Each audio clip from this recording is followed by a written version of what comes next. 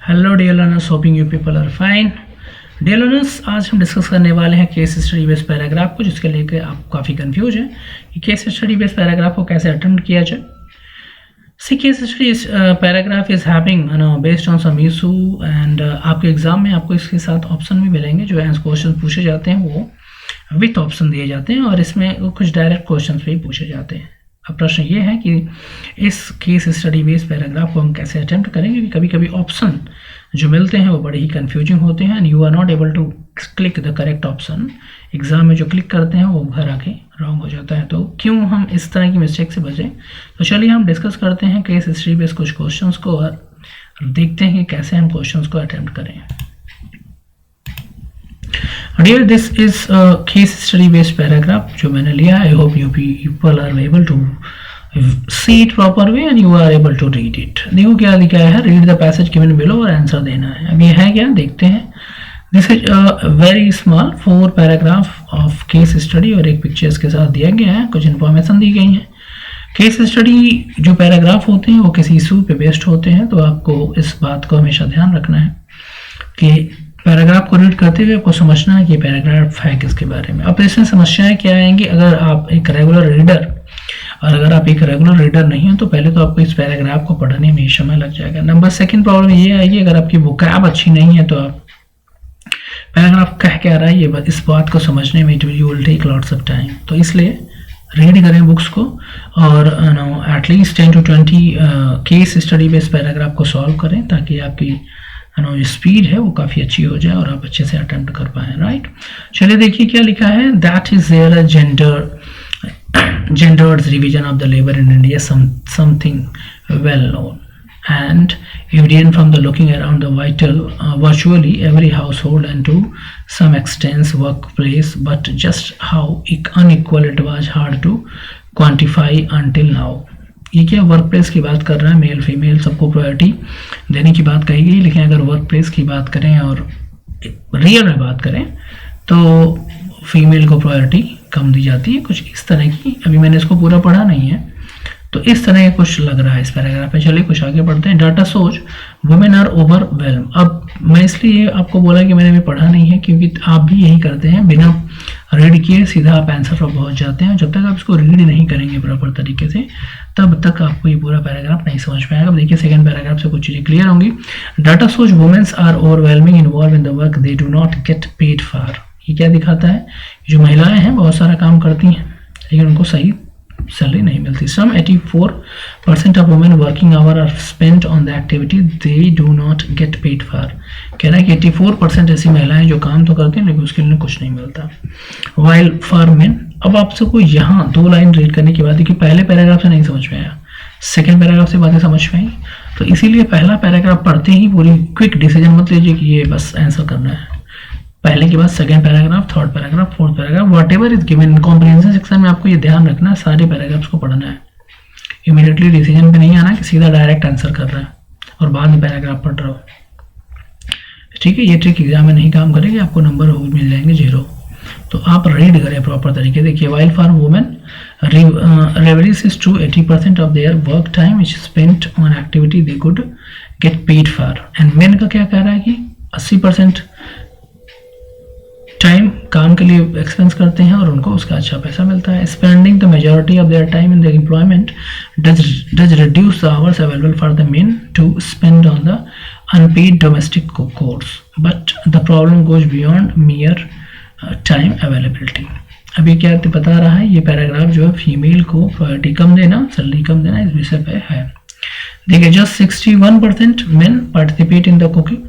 अब कह रहा है कि जो मेल हैं वो काम करते हैं बाहर, घर आते हैं तो काम नहीं करते हैं, और दिखा रहा है कि 6.1% लोग ही हैं जो कुकिंग करते हैं, even if only for a few minutes in a day, but 87% men participate in leisure activity. कह रहा है कि 87% जो लोग होते हैं, जो मेल होते हैं, वो क्या करते हैं, रिलैक्स करते हैं और रिलैक्स एक्टिविटी में या फिर enjoyment करते हैं। In place where patriarchal norms around division of the labor are rigid, they create gender space within the household. In many such household, if a woman walk into kitchen, it is considered, a man walk in the kitchen, it is considered odd or wrong।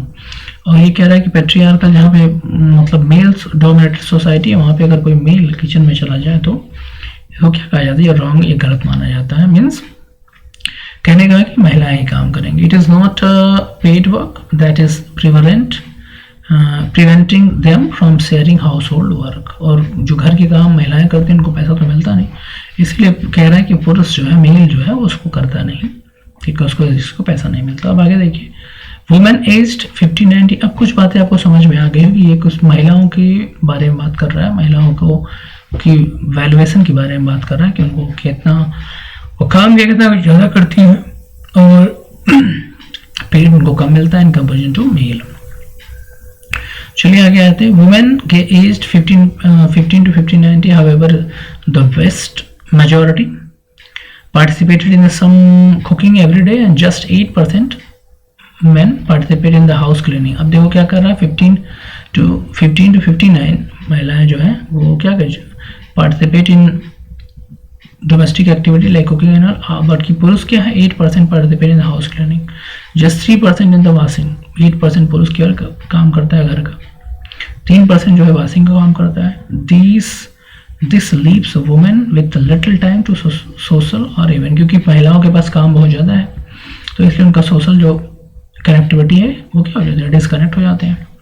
The average women aged 15-59 get 39 minute fewer sleep at night each day. और क्या कर रहा है, कह रहा है 15 to 59 age lady get 13 minute fewer, मतलब उनकी जो नींद होती है 15 से 20 मिनट लेस होती है, sleep at night each day, हर रात को, but it catches up by grabbing a nap at odd hour।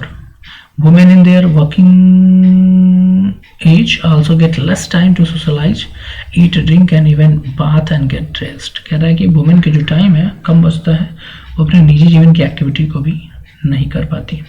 तो ओवरऑल अगर देखा जाए तो ये महिलाओं, और यहाँ पे देखिए दिया है महिलाओं का डाटा, और अब नीचे आइए क्वेश्चन को देखा जाए। Which of these statements can you not infer from the extract. इस पैराग्राफ से, अब इसको समझिए क्वेश्चन क्या कह रहा है, इस पैराग्राफ से कौन सी बात आप नहीं कह सकते हो। आपको ये क्वेश्चन नहीं समझ में है, आपने टिक कर दिया, तो ये समझना बहुत ही जरूरी। देखो, men show a disinclination for unpaid work, क्या ये बात है। अब देखो एक चीज और कह रहा है, can you not infer from the extract. अब क्या होगा, ये नोट को आप भूल जाओगे और आप इसको मार के चले जाओगे, ठीक है, या लिख कर चले जाओगे, गलत है ना। कह रहा है कि men show disinclination for unpaid work, yes ये तो सही है, दिखा रहा है कि पुरुष जो है वो कोई भी ऐसा काम नहीं करना चाहता जिसमें पैसा ना मिले, सही है, तो ये पहला आंसर होगा नहीं। A large number of men are involve in their children upbringing, ये तो नहीं है, ये हो सकता है आंसर इसका। Men like to be least involved in the cleaning and the maintaining the work around the house, and in urban household the work women do is in addition to the equal time they given to। ये तो है। men like to be least involved in the cleaning and maintaining, ये भी है, तो ये दोनों answer नहीं है। large number of women are involved in the children up, हाँ ये सही है। large number of men are involved in the children upbringing। men show a disinclination for unpaid work। Which of these statements can you not infer from the first। इसका answer क्या होगा, इसका answer पहला होगा, ठीक है। देखिए,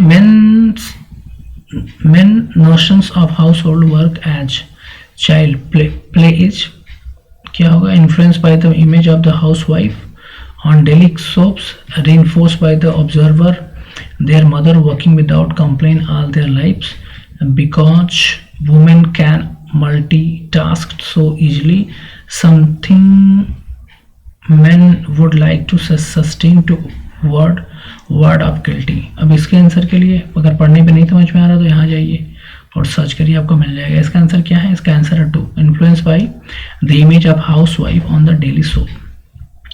अब fill in the blank in the following sentence, यहाँ पे आपको प्रॉब्लम होती है, इस तरह के क्वेश्चन में आपको बहुत ही प्रॉब्लम होती है।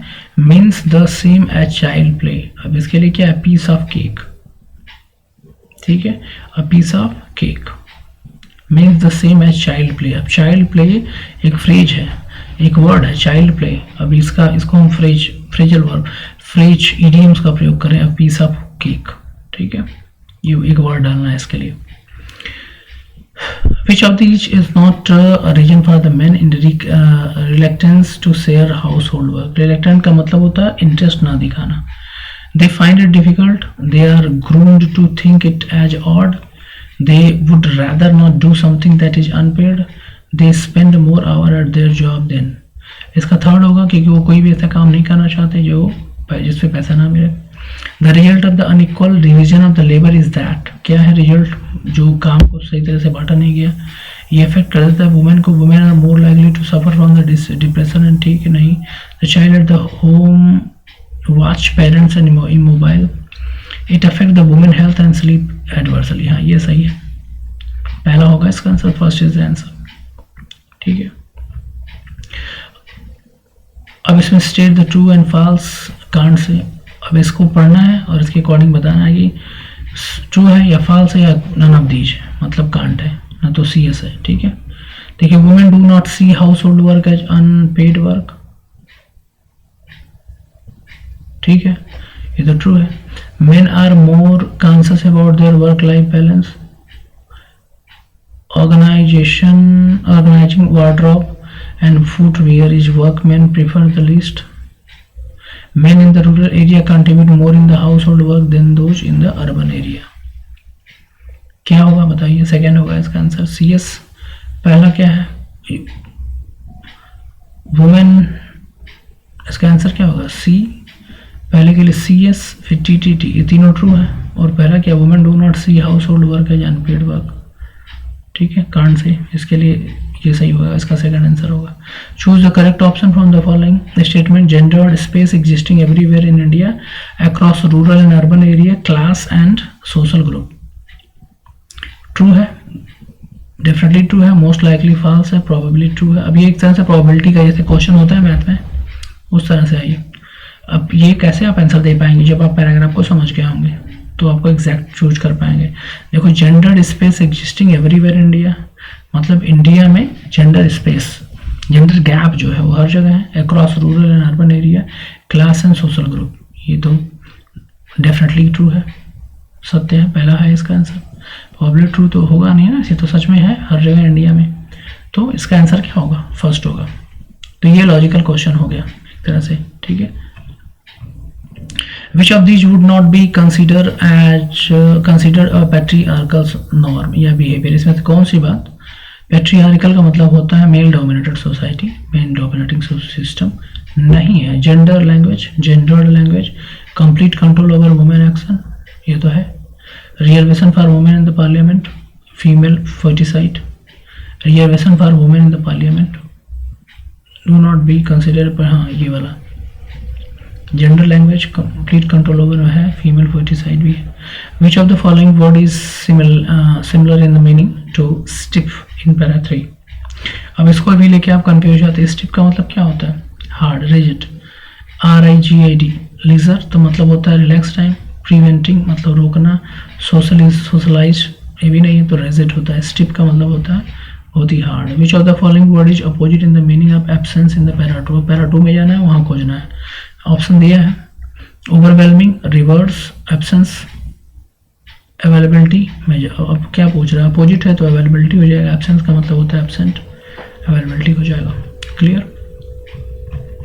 तो आपको समझ में आया कैसे अटेम्प्ट करना है केस स्टडी बेस्ड पैराग्राफ को. माय डियर, ये you need to practice it. आप जितना प्रैक्टिस करेंगे उतना ही अच्छा आप कर पाएंगे. एंड एग्जाम में अलर्ट रहना है, एक्टिव रहना, ताकि हम अच्छे से ज़्यादा सही क्वेश्चन कर पाएँ. Because this exam you are giving once and the marks will be printed on your marksheet, your result. जो परसेंटेज आपके रिजल्ट मार्कशीट पे ऑफ क्लास 10th प्रिंट होगा वो लाइफ टाइम आपके साथ रहेगा. तो you need to give your 100% ताकि आप अच्छा स्कोर कर पाए. 96, 97, 98. अगर आपने बहुत अच्छा लिखा तो आपको 99 भी मिल जाएगा. इन 80 marks you will get. If you are scoring 78 marks in 80, then your internal, if you are getting 20 marks from the school side, then आप 98 पहुँच जाएंगे. 99 भी हो सकता है. तो आप अच्छा करें, आपको मिलेगा. You can do best. आप अच्छा कर सकते हैं. Just you need to practice. Thank you so much for watching. Good luck. If you have any doubt, you can write me in the comment section. I will definitely help you.